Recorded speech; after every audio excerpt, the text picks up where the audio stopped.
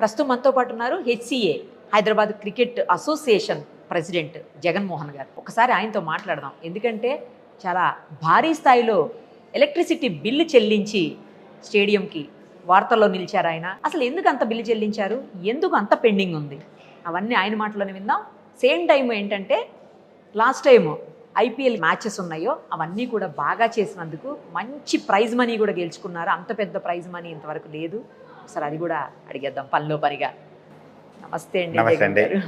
ఏంటి అసలు 1,64,00,000 కరెంటు బిల్లా? అసలు ఏంది, ఎందుకు స్టేడియంకి అంత కరెంటు బిల్లు పెండింగ్ పెట్టారు? అసలు ముందు దీనికి సంబంధించిన పాత హిస్టరీ కూడా చెప్పాలండి.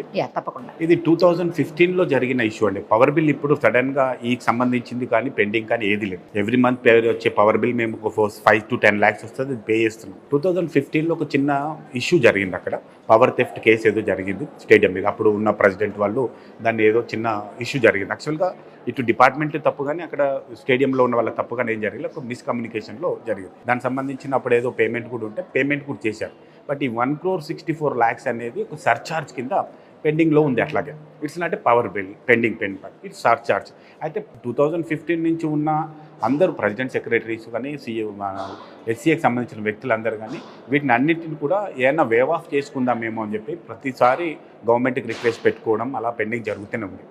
మా దగ్గరకు వచ్చినప్పుడు నేను అక్టోబర్లో ఎలక్ట్ అయిన తర్వాత ఇమీడియట్గా మేము గవర్నమెంట్కి రిప్రజెంటేషన్ పెట్టుకునే టైంలో ఎలక్షన్ వచ్చింది. కొత్త గవర్నమెంట్ వచ్చింది. కొత్త గవర్నమెంట్ తర్వాత వాళ్ళ ఇష్యూస్ అని ఈ లోపలనే మాకు వరల్డ్ కప్ మ్యాచ్లు అయిపోయినాయి. ఆ తర్వాత టెస్ట్ మ్యాచ్ అయింది. ఆ తర్వాత ఐపీఎల్ అనౌన్స్ అయింది. ఈ లోపల గవర్నమెంట్ వాళ్ళందరూ కూడా ఆ ఎలక్షన్ బిజీగా ఉన్నారు. మేము అప్పటికే రేవంత్ రెడ్డి గారిని, సీఎం గారిని అండ్ గవర్నమెంట్ ఆఫీషియల్స్ కూడా ఒక రిక్వెస్ట్ లెటర్ పెట్టుకున్నాం. ఏమని? మా ఈ 1.64 crore ఏదైతే ఉందో దానికి మాకు కొంచెం రిలాక్స్ ఇవ్వండి. ఎందుకంటే ఇది సర్చార్జ్, పెండింగ్ బిల్ కాదు, ఇది వేవ్ ఆఫ్ చేయండి, గవర్నమెంట్కి సంబంధించింది అని చెప్పాం.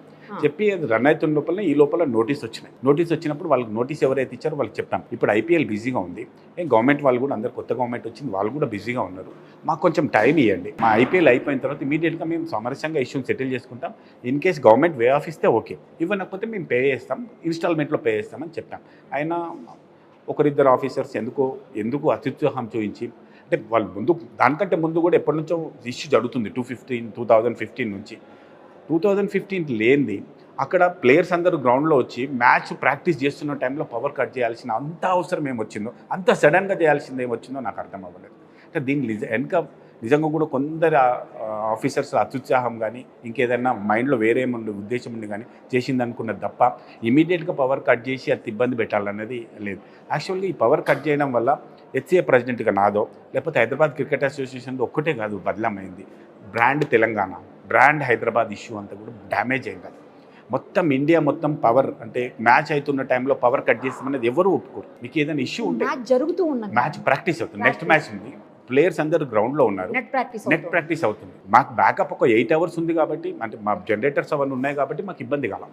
పవర్ కట్ అయింది అనేది ఇష్యూ. అసలు పవర్ కట్ అవ్వడం వల్ల మ్యాచ్ కానీ మన ప్రాక్టీస్ కానీ ఇబ్బంది ఏం జరగలేదు.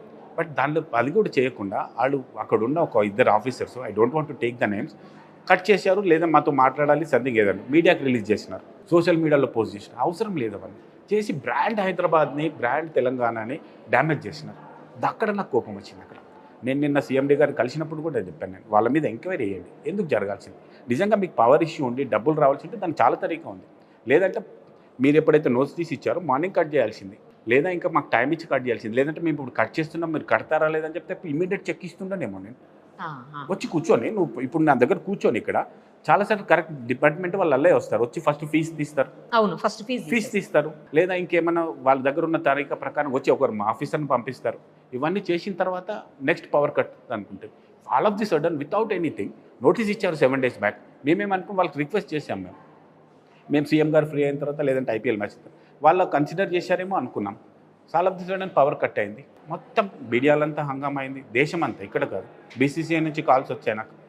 ఇమీడియట్గా నేను నాకున్న గుడ్ ఆఫీసర్స్ని, ఎలక్ట్రిసిటీ డిపార్ట్మెంట్లో ఉన్న ఆఫీసర్స్ని, స్పోర్ట్స్ ఆఫీసర్స్ని, ఈవెన్ సీఎం గారు ఆఫీస్ని రిక్వెస్ట్ చేస్తే ఇమీడియట్గా వాళ్ళు కన్సిడర్ చేసి ఆ నైట్ పవర్ రిస్టోర్ చేశారు. చేసిన తర్వాత నేను నెక్స్ట్ డే సీఎండీ గారి అపాయింట్మెంట్ తీసుకొని సార్ని, ముషరఫ్ సార్ని నెక్స్ట్ డే మార్నింగ్ కలిసి, సార్ నేను ఇప్పుడైతే మీకు కొంచెం ఇన్స్టాల్మెంట్లో పే చేస్తాను, గవర్నమెంట్కి రిక్వెస్ట్ పెట్టుకుంటాం, ఇన్ కేస్ గవర్నమెంట్ ఏమైనా వే ఆఫ్ చేస్తే వెల్ అండ్ గుడ్, అదర్వైజ్ నేను పే చేస్తాను 4-5 ఇన్స్టాల్మెంట్లో అని చెప్పాం. దాని ప్రకారంగానే ఐపీఎల్ మ్యాచ్ అయిన తర్వాత మళ్ళీ సార్ని 1-2 times రిక్వెస్ట్ చేశాం మేము. వారు కూడా చాలా సామరస్యంగా చెప్పారు, జగన్ ఇది పాత బిల్డింగ్, ఇది క్లియర్ చేయడం బెటర్, ఇది దాని తర్వాత ఇంకేదైనా చూద్దాం, కానీ ఇప్పుడు దీంట్లో కట్ చేయడం కాదు, గవర్నమెంట్ ఇప్పుడు ఇట్లాంటి ఎవరికి ఇవ్వలేదు, మీకు ఇవ్వలేదు, మీరు కావాలంటే మీకు ఇన్స్టాల్మెంట్లు ఇస్తాను 4-5 అని చెప్పారు రీసెంట్గా. మళ్ళీ నేను సెకండ్ టైం కలిసినప్పుడు అప్పుడు నేను వెళ్ళి మా అపెక్స్ టీంతో, మా టీంతో అందరితో, మా సెక్రటరీతో అండ్ మా టీంతో మాట్లాడిన తర్వాత ఎందుకు అన్నెసెసరీ హెడేక్ ఇది, ఒకేసారి క్లియర్ చేసుకుందామని నేను డెసిషన్ తీసుకొని ఫుల్ పేమెంట్ చేసేద్దామని నిన్న మార్నింగ్ సార్ దగ్గరికి వెళ్ళేసి ఫుల్ పేమెంట్ క్లియర్ చేయడం జరిగింది. అందుకే 1,64,00,000 ఒకేసారి. అసలు ఎవరికి అర్థం కాలే, ఎందుకు ఇంత స్టేడియంకి ఇంత పెండింగ్ ఎందుకు ఉంది, ఫండ్స్ ఉంటాయి కదా స్టేడియంకి, ఎందుకు పే చేయకుండా వదిలేశారని అది అర్థం కాదు. ఇప్పుడు మీరు క్లారిటీ ఇచ్చారు కాబట్టి ఇప్పుడు అర్థమైపోయింది. ఇంకా అది ఎట్టి పరిస్థితుల్లో పవర్ బిల్ పెండింగ్ కానే కాదు, అది ఎప్పటి నుంచో అది కోర్టులో కేసు కూడా రన్ అవుతుంది, హైకోర్టులో కేసు కూడా రన్ అవుతుంది. అయినప్పటికీ వాళ్ళు యాక్చువల్గా వాళ్ళకి ఏ రైట్ కూడా లేదు ఆ రోజు నైట్ పవర్ కట్ చేయలేదు. ఈవెన్ మ్యాచ్ జరుగుతున్నప్పుడు సార్ సింపుల్గా ఎవరైనా ఆలోచించాలి, ప్లేయర్స్ అందరూ ఇండియన్ ప్లేయర్స్ వచ్చారు ఆడుతున్నారు, పవర్ కట్ చేసి ఇబ్బంది అవుతుంది, మా కామన్ సెన్స్ అని ఉండాలి ఎవరికైనా. జరిగేటప్పుడు కదా నెట్ ప్రాక్టీస్ జరుగుతుంది, ప్లేయర్స్ అందరు గ్రౌండ్ లో ఉన్నారు, ఇండియన్ ప్లేయర్స్ కాకుండా ఇంటర్నేషనల్ ప్లేయర్స్. ఒక హైదరాబాద్ ఇజ్జతే కాకుండా మొత్తం ఇండియా బ్రాండ్ అంతా కూడా పోతుంది కదా స్టేడియంలో. అంటే కామన్ సెన్స్ ఎవరున్నా అక్కడ మ్యాచ్ జరుగుతున్నప్పుడు, ఎందుకంటే అంత క్రేజీ అయిన ఐపీఎల్ మ్యాచెస్ దాని నెట్ ప్రాక్టీస్ జరుగుతున్నప్పుడు పవర్ కట్ చేయాలన్న చేయకుండా ఉండాలన్న ఇంగిత జ్ఞానం ఎవరికైనా ఉంటుంది. అది కూడా కట్ చేయొచ్చు కదా, నెక్స్ట్ డే మార్నింగ్ కట్ చేయొచ్చు, లేదంటే నా దగ్గర వచ్చి కూర్చొని నువ్వు ఇప్పుడు ఇస్తావని నేను కట్ చేస్తాను నాకు చెప్పొచ్చు, ఇప్పుడే చెక్ రాసిస్తుండేనేమో, ఇప్పుడు ఇచ్చినట్టు అప్పుడు ఇచ్చేవాడినేమో, ఏదో చేసేవాడిని కదా. ఇది దీని వెనక ఏదో మ్యాల్ ప్రాక్టీస్ ఉందండి, ఎవరో ఒకరు ఉద్దేశపూర్వకంగా దీన్ని ఇబ్బంది పెట్టారు. అది దానికి నేను నిన్న సీఎండీ గారిని రిక్వెస్ట్ కూడా చేశాను, ఎవరైతే ఆఫీసర్స్ కావాలని ఇది క్రియేట్ చేశారో ఇది అన్యాయం జరిగింది. ఎందుకంటే మ్యాచ్కి ముందు అంటే టెస్ట్ మ్యాచ్ ఐపీఎల్ మ్యాచ్కి ప్రాక్టీస్ జరుగుతున్న టైంలో ఇది కట్ చేయడం తప్పు. దానికి ఎవరైతే బాధ్యులో దాని మీద ఎంక్వైరీ చేసి వాళ్ళకి చర్యలు తీసుకోవాలని రిక్వెస్ట్ చేశారు. కానీ మీరు ఇందాకటి నుంచి కూడా సర్చార్జ్ ఇది ఎలక్ట్రిసిటీ బిల్ కాదు అంటున్నారు. సర్చార్జ్ అంటే యాక్చువల్గా లాస్ట్ టైం ఇప్పుడు 2015 ఏదో చిన్న థెఫ్ట్ కేసు ఏదో జరిగిందండి. ఆ థెఫ్ట్ కేసు జరిగిన దాని ప్రకారంగా ఏదైతే బిల్ పెండింగ్ ఉందో అది పే చేశారు. అయితే దానికోసంగా వీళ్ళు ఏదైతే అంటే ఎక్స్ట్రా పేమెంట్ ఏదో పే చేయమని అడిగినారనమాట. ఏదైతే బిల్ ఆన్ టైంలో పే చేయకుండా థెఫ్ట్ కోసం వేసిన దానికోసం ఏదైతే ఎక్స్ట్రా పేమెంట్ ఇవ్వమన్నారో ఆ ఎక్స్ట్రా పేమెంటే ఈ సర్చార్జ్. ఆల్రెడీ 3 crores ఏదైతే పేమెంట్ ఉంటే పే చేసేసారు దానికి సంబంధించింది. ఇది ఎక్స్ట్రా ఛార్జ్ చేసినారు సర్చార్జ్. ఈ ఎక్స్ట్రా ఛార్జ్ వేవ్ ఆఫ్ ఏమన్నాం, జనరల్గా రెగ్యులర్గా పేమెంట్ ఏదైతే ఉందో అది ఇచ్చేసాం. ఇప్పుడు నార్మల్గా కూడా ఎవ్రీ మంత్ మీరు పవర్ బిల్ ఇప్పటి నుంచి పే చేస్తున్నాం, దానికి పవర్ బిల్లుకి దీనికి సంబంధమే లేదండి. మీడియాలో అంతా కూడా దాన్ని పవర్ బిల్ కట్టలేదు అన్నట్టు అదే జరిగింది. నాకు అది కూడా డౌట్ వచ్చింది, 10 నెలల నుంచి ఇంత తక్కువ బిల్లు వస్తుందా ఒక స్టేడియంకి అనేది కూడా ఒక డౌట్ ఉంది. ఏమో స్టేడియం వాడకపోతే తక్కువ వస్తుండొచ్చు కదా మళ్ళీ అది కూడా. అంటే ఏదైనా గవర్నమెంట్ కానీ ఎలక్ట్రిసిటీ డిపార్ట్మెంట్ కానీ 1,64 బ్యాలెన్స్ ఉన్నదా కాగదు కదండి, ఎప్పుడో కట్ చేస్తారు కదా. ఈవెన్ కరెంట్ బిల్ అయితే దాని మీద ఏదో పన్ను, ఇది నేను చేసింది కాదు, నాకు సంబంధమే లేదు. 2015 నుంచి వస్తున్నాడు. నేను వచ్చిన 6 months, ఈవెన్ 6 months నుంచి బిల్ పెట్టినా అంత కాదు నాది, ఎగ్జాక్ట్లీ అంత బిల్ కదా. అయినప్పటికీ కూడా నేను ఇనిషియేటివ్ తీసుకొని దీనికి ఒకసారి అది కరెక్ట్ ఏదో ఒకసారి ఫుల్ స్టాప్ పెట్టాలని క్లియర్ చేసాం. మీరైతే మంచి పని చేశారు. Thank you. తర్వాత ఇంకొక విషయంలో మిమ్మల్ని అప్రిషియేట్ చేయాల్సింది ఏంటంటే, మన దగ్గర మ్యాచెస్ చాలా బాగా మీరు వాటిని అన్నిటిని రన్ చేయగలిగారని, చాలా మంచి స్టేడియం రెడీ చేసి, అంటే చాలా మంచి స్టేడియంస్ ఉన్నాయి కానీ బట్ బాగా రెడీ చేసి ఒక ఏమంటారు బ్రాండ్ పెరిగేలాగా, ఉప్పల స్టేడియం బ్రాండ్ పెరిగేలాగా చేశారు మీరు అని చెప్పేసి, మీకు ఒక పక్క ఇది నడుస్తుందేమో బట్ ఇంకో పక్క మాత్రం మీకు అన్ని అప్రిషియేషన్సే ఉన్నాయి. మంచి ప్రైజ్ మనీ మీకు అనౌన్స్ చేశారు. ఫస్ట్ టైం ఇంత ప్రైజ్ మనీ అనౌన్స్ చేయటం అని చెప్పేసి విన్నానండి నేను. హెచ్సిఏకి ఎప్పుడు జరగలేదు. హెచ్సిఏ కదా అసలు ఎప్పుడు ఆల్ ఇండియాలో జరిగాయా? ఆల్ ఇండియాలో ఎప్పుడు కూడా ఒకే గ్రౌండ్కి ఇంత అమౌంట్ ఎప్పుడు రాలేదు, ఫస్ట్ టైం అంటే. ఏ రీజన్స్ తోటి మనకు అంత అమౌంట్ ని అనౌన్స్ చేశారు, ఎవరు అనౌన్స్ చేశారు అది? ఇది BCC every year IPL match అయిపోయిన తర్వాత బెస్ట్ పిచ్ బెస్ట్ గ్రౌండ్ ఇస్తారు. అయితే ఇండియాలో ఉన్న ప్రతిసారి ఏం జరుగుతుందంటే ఇండియాలో ఉన్న 4-5 గ్రౌండ్స్కి 30 lakhs, 40 lakhs, 5 lakhs, 10 lakhs distribute చేసేవాళ్ళు.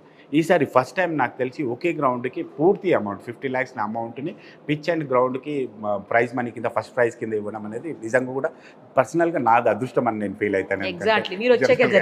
చాలా మంది కూడా అదే అంటారు, నేను లక్కీ ప్రెసిడెంట్ అని. నేను వచ్చిన తర్వాత రంజీలో మనం ప్లేట్లోంచి ఎలైట్కి వచ్చాం, అట్లాగే మంచి మంచి మ్యాచ్లు జరిగాయి. ఎప్పుడు లేనిది ఎస్ఆర్హెచ్ మంచి మ్యాచ్లు ఆడింది, ఐఎస్సి స్కోర్ చేసింది, అవన్నీ కూడా. అప్పుడు నేను కూడా అనిపిస్తుంది నిజంగా నేను లక్కీ ప్రెసిడెంట్ ఏమో అని. తర్వాత పాత బిల్లు క్లియర్ చేసేసి ఉన్న ఏదన్నా చిన్న చిన్న ఇష్యూస్ ఉన్న క్లియర్ చేసేసారు. మళ్ళీ ఇప్పుడు పర్టికులర్ గా ఇంత పెద్ద ప్రైజ్ మనీ రావడం అంతేకాకుండా ఇప్పుడు మీరు హైదరాబాద్ క్రికెట్ అసోసియేషన్ సంబంధించిన ఉప్పల్ స్టేడియంని చూస్తే ఎంత బ్యూటిఫుల్గా ఉందండి స్టేడియం. ఒక ఇంటర్నేషనల్ స్టేడియంలో ఏదైతే లెవెల్లో ఉంటాయి, కొత్త కెనోపీస్ ఉన్నాయి, అక్కడ కొత్త సీటింగ్ ఉంది, వాష్రూమ్స్ చాలా బాగా చేసుకున్నాం, కొత్త లైటింగ్స్ చేసుకున్నాం. నేను వచ్చిన తర్వాత వాష్రూమ్స్ అన్ని కూడా రినోవేట్ చేయించాం. అయితే ఇది నేను ఒక్కని చేసిన ప్రయత్నం ఏం కాదు, నాకంటే ముందున్న ప్రెసిడెంట్స్ వాళ్ళందరూ కూడా వర్క్ చేసింది. ఎల్ నాగేశ్వరరావు గారు ఎప్పుడైతే అడ్మినిస్ట్రేటర్ కూర్చున్నారో వాళ్ళు ఇనిషియేటివ్ తీసుకొని కొత్త సీటింగ్ అవన్నీ కూడా చేశారు. వాళ్ళు స్టార్ట్ చేశారు. అదృష్టం నాదంటే నేనున్న టైంలో అది కంప్లీట్ అయింది. ఆ క్రెడిట్ నాకు కూడా వచ్చింది ఖచ్చితంగా. అది స్టార్ట్ అయిన తర్వాత దాన్ని రిగ్రెస్గా నేను ఫాలోఅప్ చేసి ఎట్టి పరిస్థితుల్లో ఐపీఎల్ కల్లా స్టేడియం కొత్త కళ ఇవ్వాలనుకుని అప్పటి వరకు కంప్లీట్ చేసి ఇచ్చాం. అది నా అదృష్టం కింద ఫీల్ అవుతుంది. గిఫ్ట్ కూడా కొట్టేసాం దాని పరంగా. దీంట్లో భాగంగా ఏంటంటే మెయిన్గా పిచ్కు మంచి మనకి అవార్డు వచ్చిందండి. ఇప్పుడు కాకుండా ఇంతకుముందుకు 3-4 సార్లు కూడా పిచ్కి వచ్చింది.